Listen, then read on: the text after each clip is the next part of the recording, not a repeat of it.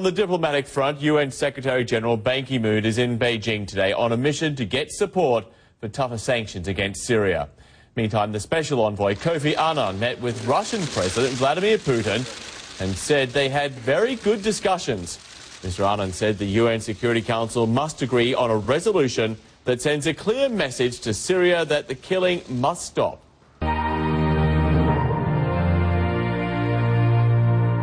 The Russians say they're ready to seek consensus at the UN Security Council. In a resolution, they've called for the immediate implementation of Kofi Annan's peace plan and guidelines for a political transition, approved at a meeting in Geneva last month. From the very beginning, and you know that, from your very first steps as a UN and as Arab League envoy, we have been supporting, and we are supporting your efforts aimed to restoring peace in Syria. I want to ensure you that we will do anything that may depend on us to support your efforts.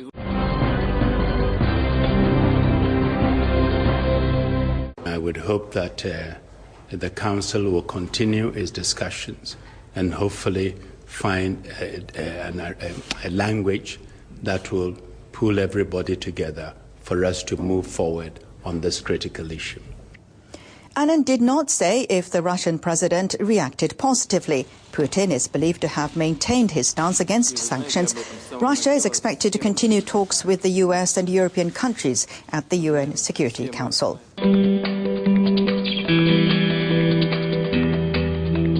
Russia has backed the Assad regime since the start of the uprising 16 months ago and opposes any measure that involves foreign interference. Shukran.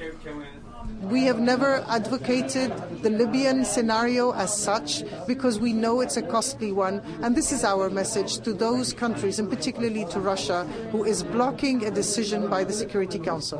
Today, a resolution under Chapter 7, from our perspective, is the best way to avoid a military solution in Syria. Security Council diplomats say that a vote on the British draft resolution remains on the schedule for Wednesday. Why it will be taken, however, is anyone's guess, since Chapter 7 conditions it contains make the draft stillborn due to Russian and Chinese commitments to veto. The Russian foreign minister says he makes no apologies since he's been clear all along. It's unacceptable to blame it all on Russia and China, and especially to resort to threats like they will pay a price, which is beyond not just diplomacy rules but any common decency. So far it's the Syrian people who are paying for the unwillingness of some of our foreign partners to observe the UN Security Council decisions and Geneva agreements. Russia is not alone in its opposition to sanctions on Syria. On Wednesday, UN Chief Ban Ki-moon was in China, another nation which could wield a Security Council veto against firmer action. This must stop at any cost, so that the Syrian people can commence immediately their political dialogue for political resolution of this issue. China can play a very important role. That is one of the reasons I'm here.